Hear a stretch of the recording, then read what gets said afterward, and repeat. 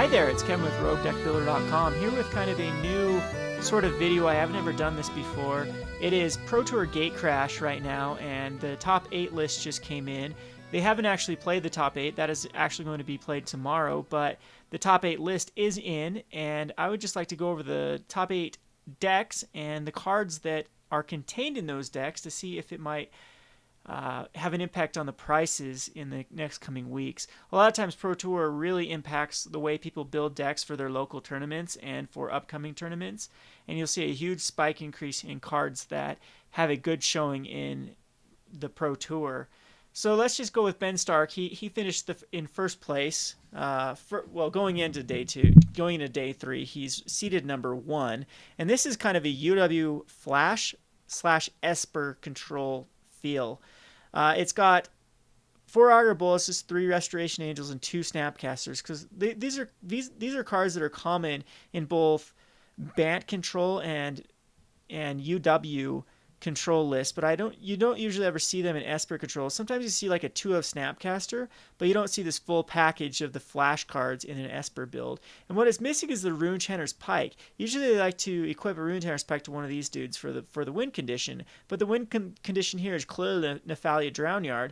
But I guess these guys act as chump blockers and can actually threaten the board. I mean, I've been killed by just a Restoration Angel before, so I guess Ben Stark felt that Restoration Angel is just overall more powerful with Augur Bolus and Snapcaster over, say, the Tamio or the Sorin alternate win condition that you usually see Esper Control have. And yeah, so it's a very interesting build. Got the 4 of Nephalia Drownyard's main board. And let's just go over his deck. Azorius Charm is very good in this format, as the mid-range decks are just trying to attack with a few creatures and then possibly throw some pumps on them. Azorius Charm really punishes those the Bloodthirst decks, or Blood Rage decks, or whatever, the Blood Rush. That's a new format. Geez, I can't think right now. The Blood Rush cards, as it just puts it back on top of library and they have to waste a card in the process. And so 4 of Azorius Charms is very, very good in this format. It wasn't as good in the last format. They end up cutting these Azorius Charms because the aggro decks were more Red Deck Wins and Rakdos aggro. And Red Deck Wins and Rakdos aggro kind of had the whole spread the threats out on multiple creatures, and the Hellrider automatically triggered as they attacked. But these new Boros Reckoner and these Gruul aggro and Naya aggro decks, they do like to get just one beefy creature out to attack, say like Loxodon and Smiter or a Boros Reckoner that's been pumped, or, you know, whatever creature that they could just chuck back on top of the Azorius Charm and not take any damage from it. And then, like I said, it does really punish the Blood Rush cards. Now let's go on to Devour Flesh, a 2 of. Devour Flesh is a great card in the format, especially a deck like this that doesn't care about their opponent gaining life, as the win condition is Nephalia Drownyard. So Devour Flesh is a instant speed Cruel Edict, which is amazing, especially, like I said, when there is a bunch. This format is more fatties now rather than diversified damage over multiple creatures. Then it's got the usual Esper cards like Dissipate. Dramatic Rescue is probably like more of a 5th Azorius Charm, as again it chucks back a card and they gain 2 life. But the 2 cards I really want to focus here are Sphinx's Revelation and Supreme Verdict. Sphinx's Revelation is at $18 right now. It has got to go up because of the top 8 in Pro Tour Gatecrash has a total of 14 copies of Sphinx's Revelation, by far the most card. And yeah, it's just, I guess our predictions of Sphinx Revelation seeing less play because of good old Skullcrack and Frontline Medic didn't come true. There just wasn't enough players that were either playing those cards or they weren't impactful enough to stop the Sphinx's Revelation builds. So Sphinx's Revelation, I'd keep an eye on. I think 18 is a bargain. It could be the bonfire of tomorrow, meaning that it could go back up to like $30, $40 as when the format rotates, and this card may still see heavy play. Yeah, $18. I don't think the only reason it's $18 right now is I've never seen a set crash as hard as Return to Ravnica. I think it's because of the new influx of players, and this is their first set they're opening. I just think a ton of packs have been opened of Return to Ravnica, and the supply is way outstretching the demand for these cards. Supreme Verdict, again, is only $4. It's seeing play in a lot of UW Flash decks as well as these Esper Control builds, the Esper Control really beats up on the mid-range decks like the Bant decks and the even more like Jund decks. It has a very good matchup against Jund as well. It does struggle against like the UWR Flash, and some aggro decks can just completely overrun it. But as most people I think were prepared for the aggro matchup, this Esper deck just came out of left field and farmed them. All the people that were more mid range, more of the Naya mid range decks, just fall prey to these Esper decks, as they can control the board with Supreme Verdicts and then eventually just Nephalia Drownyard for the win. So let's look at a sideboard. I'm glad to see Angel Serenity as well as hit a sideboard, because it is at $8 and that's very cheap for Angel Serenities. And I'd like to pick these up for cheap and then have them increase in value again, but I am worried if they'll ever see as much play as they did, and I'm thinking they will. And this is a great card. I still use it in a bunch of the decks that I play. And if you can stall to an Angel Serenity, it usually is game, as you can get looping angels or grab some 3 targets out of your graveyard that then your opponent will have to deal with afterwards. Very versatile card, works good against control and good against mid-range decks. So 2 Jace Memory Adepts and 2 Witchbane Orbs, Psychic Spiral. All these are kind of the control mirrors these come in. The Witchbane Orbs are definitely good against Jund, as it shuts down Huntmaster, it shuts down Rakdos' Return, it shuts down Slaughter Game, shuts down a ton of cards. Liliana. The Witchbane Orb is very, very good against the Jund matchup. A card that I also like to talk about that hasn't gone up in value yet, and also Conley Woods did a big spotlight in his deck, is Gloom Surgeon. Gloom Surgeon is very good against the aggressive matchups, as they cannot kill it with combat damage. They do have to use like a Pillar of Flame on it or a Searing Spear, but a lot of times they side those out against these Esper decks, and so second game they side those out and you bring the Gloom Surgeons in, and it does well against a lot of those Gruul decks with the Reckoners, not the Reckoners, the Ash Zealots and Tringular Geist and Emissaries and Flinth Boars, as a lot of times it doesn't trade with these, it just flat out kills them because it prevents the damage. But so say an Ash Zealot attacks into it, it does the first strike damage, prevents it, but then the Gloom Surgeon gets to smack it back for 2 damage, since that 2 damage first strike was prevented, and just shuts down a lot of those aggressive decks. Conley Woods talks a lot about it in his deck tech. If you could just go to wizards.com and go to the Daily MTG, and you can search his video on his deck tech. Conley Woods did end up top 16ing with his rogue deck. He had a Gristlebrand mono black splash red deck, which was very exciting. So if you haven't checked out the video, I'll put a link in the description and go check it out. I love Conley Woods. Conley Woods is a player a lot like myself. He likes to make his own unique decks and doesn't like to do this net decking and testing these 4 decks against each other to see which one's the best and blah blah blah. And he wins a lot of tournaments with this strategy. So gotta love Conley Woods.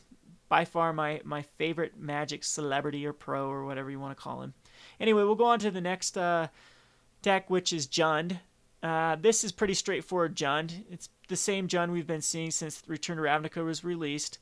Huntmasters, Olivia Thragtusk, nothing new there. The things I'd like to focus on here is 4 Bonfires. Bonfire was one of my predictions last month. It did go up to 40, but now it's back down to 30. I picked him up at 25, so I would like to see some more price increase before I unload my Bonfire. And this 4 of Bonfire, if this deck does end up winning the entire Pro Tour, could mean Bonfire going up again, back up to like 35 or 40. It does have, another one is it does have 2 Rakdos' Return main board, which is amazing. I'm thinking Liliana of the Dark Realms would have fit nicely in this deck as well. Kind of weird that we're not seeing any, besides Huntmasters and Thragtusk, we're not seeing any Vampire Nighthawks in the sideboard, which you usually do see with Jund. But a total of 3 of Olivia's and a total of 3 of Rakdos' Return. I'm thinking this card will spike in value, as it is sitting at $4 to $5 right now, and it's got to go up as a mythic that's seeing a lot of play. It's kind of the answer to Sphinx's Revelation a lot of times. So the other card that I like to focus on is Liliana the Veil. She's at $40 right now, and I've talked about her pretty extensively in my past Rogue Market episodes because of how versatile she is. She's being played in Legacy and in Modern, and now she's seeing play in Standard. There's another Jund list that made this top 8, which is also using a 3 of Liliana. So Liliana is only going up. I wish I would have picked up more copies of Liliana. at 25. I couldn't find anyone to trade them off, and now they did already hit a 15 spike increase, and I could see Liliana in the long term being that $50 staple planeswalker. So if you haven't picked up Liliana at 40, it might not be too late to pick her up for. And inevitably, I think she will be 50, but I'm thinking there might be one more window of opportunity to pick Liliana up, either right before rotation or post rotation when she'll be back down to like 30 or 25. Until then, though, yeah, Lily's at 40 and it doesn't look like she's going anywhere. On to the next archetype that was played quite extensively here at the Pro Tour Gatecrash is the blue-white-red Reckoner deck. This one's using the Blasphemous Act to combo with Boros Reckoner, as well as an Azorius Charm Boros Charm combo that I talked about in one of my videos.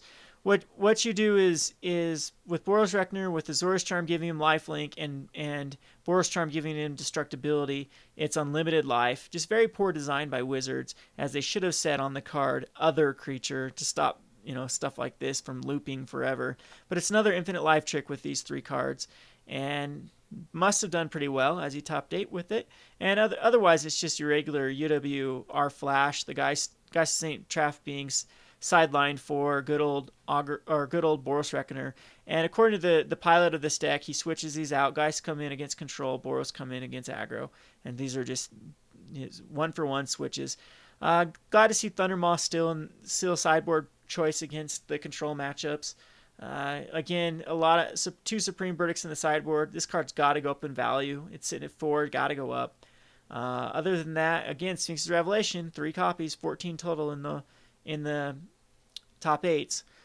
Blasphemous Axe is $1.50 right now. I think we missed our mark at the 50 cents. It could go up a little bit more, maybe to 2 to 3, but as a 2-of, I don't see Blasphemous Axe going up much more. Other than, I'm sure the casual crowd will love this combination, and so you might see a ton of these decks in your local FNMs. Other than Boros Reckoner is already seeing a pretty price tag as it is. Going on to the next deck is calls it the Aristocrats deck, and this is a very interesting deck because I don't know exactly what he's trying to do here. He plays both of the sack outlets but no Blood Artist, so he's not really getting, and no Brimstone Volleys either, so I don't know what he's trying to trigger here with the sack. I mean, a lot of times you want to trigger that morbid trigger other than the Scare Stack High Priest, and I guess that's what it's all about, is getting a Cartel Aristocrat or Falconwrath Aristocrat, and a lot of times threatening with the Skiersdag High Priest, but it's only a 2-of. I think I'd like to see some. Well, there's Tragic Slips in the sideboard, but yeah, I guess kind of cool 3-color deck. Thought originally it might have had the Fiend Hunter / Angel of Glory's Rise in here as well, and maybe even run an Umbero Rights, but nope, nothing like that. It's just Boros Reckoner, the 8 Aristocrats, and just a bunch of early game, looks like it curves out pretty well. There's 3, 4, 5 drops at Zealous Conscripts. So, yeah, I'm glad to see Skiersdag High Priest actually see play again, because this card has gone from $2 to $1.50 to $1 to 50 cents. And I picked these up when they were 50 cents last time around, back in right before they got popular in Black Blue Zombies at the time. Pre-Return to Ravnica, and I picked a bunch of those up thinking they were going to see tons of play in the next format of Return to Ravnica, but they never did. So I'm glad to see that card, because it's a very powerful card. Making a 5/5 demon token on turn 3 seems very good to me. I've got Sorns in the sideboard. I still say sell Sorn because he is being included in a pre-constructed deck. I've talked about that quite extensively. Watch my videos if you haven't to see why. Ghost Council sitting at $20. He might actually go down if he didn't see any main board play, just a sideboard play. So until someone seems to break this card, he might go down in value. Other than that, Falconwrath Aristocrat could go back up. It's sitting at 15 right now. That's probably right. I don't see it going up much more than 15. Silverblade Paladin's sitting at 12. I think that's its high. I don't see Silverblade going up much higher than that. Other than that, nothing too exciting out of this deck. It's a cool rogue deck. Champion of the Perisher already high. Boros Reckoner's already high. Nothing really here to pick up that I would think is going to increase in value, except possibly the Skiersdag High Priest. Another UWR Flash by Jerry Thompson, one of my favorite pro players. He makes very good videos over at Star City Games if you want to go check him out. I really like his deck techs and his play. Here he's not using the Blasphemous Act. He's actually using a Harvest Pyre to combo with his Boros Reckoner, which is kind of cool. And no Boros Charms in this. I think he should have included like 1 or 2 Boros Charms just for the ability for that combo to happen. But he didn't. Mizium Mortars, again, is seeing a lot of play in this top 8 list, as well as, again, Supreme Verdict, Sphinx's Revelation. Again, nothing too exciting here that I haven't already talked about, so we'll move on to the next one. Another Jund list. This is pretty much the same Jund list, so this one uses Vampire Nighthawks. But again, 2 of Rakdos' Return, 3 of Liliana the Veil. This one actually sees 2 Dreadbore, and Abrupt Decay is very good right now, as it is an answer for Boros Reckoner, which Boros Reckoner seems to be everywhere right now. So if you haven't picked up Abrupt Decays, I think at $6 they're as low as they're going to get. So moving on again to the one of Bant Control list. This is actually the Kessig Wolfrun Bant list. She uses red for just Gisela, which comes in against the control matchups, because she says by the end of the game, there's so much mana. I mean, there's plenty of mana to play a Gisela, and if you can just stick a Gisela, then she can take over the game by herself. And same with the Kessig Wolfrun. I guess if late game your Centaur Healer actually becomes a threat. And so it's basically Dark Bant used to splash for in Athalia Drownyard, and I guess she just decided that instead of trying to mill them off, you could finish the game a lot quicker with Kessig Wolfrun hooked on a Thragtusk or Restoration Angel. But again, nothing too exciting. We've seen this deck a million times of Bant. These cards are all, and this is an Angel Serenity less deck. There's no Angel Serenity in it, which is sad. But yeah, so I guess it's just a good old Thragtusk being blinked by Restoration Angel, and that's that. 4 Sphinx's Revelation, 3 Supreme Verdicts. So on to the last deck. And this is the deck I thought we'd see a ton of, and maybe they did in the top 16 or top 32 or 64 or whatnot. But this is the deck that I've been seeing tons of being played on MTGO. It gets off some very, very quick kills. With Burning Tree Emissaries into Flinthoof Boar second turn is putting 5 power on board, or Burning Tree Emissary into a Dire Sage that gets really, really out of hand. This Sage can actually tap for a Thundermaw Hellkite on turn 4 quite easily, or even turn 3. I've seen it happen. But yeah, this is a great deck overall. I've played against it quite a bit, and it was hard for me to stop it with any other deck but my Life Gain deck. And I think that Eric Froelich here, he has got a great chance to take this entire thing down. Yeah, the Bant matchup seems like his hardest matchup. Other than that, the Flash matchups can be hard depending on their draws, but the Bant is the really one he just has to avoid. And other than that, the Jund matchup seems very good for him. As I tried to play a Jund match against this deck and got steamrolled every time by this combo, the Burning Tree Emissary into Flinthoof Boars. It's just too quick. I can't handle it. You can Abrupt Decay one of them, you can Victim of Night one of them, but the other ones are going to start getting through, and eventually, you succumb to the aggro as it curves out even higher and higher into Thragtusk and Thundermaw Hellkites. So anyway, this is the deck I guess everyone planned to beat, and maybe they did get. Maybe the mid-range decks did beat out these ones early, and then these more anti-mid-range decks ended up taking those out, and that's how we got to this top 8. So again, this deck is pretty well known. The prices have already spiked, except on Mizium Mortars.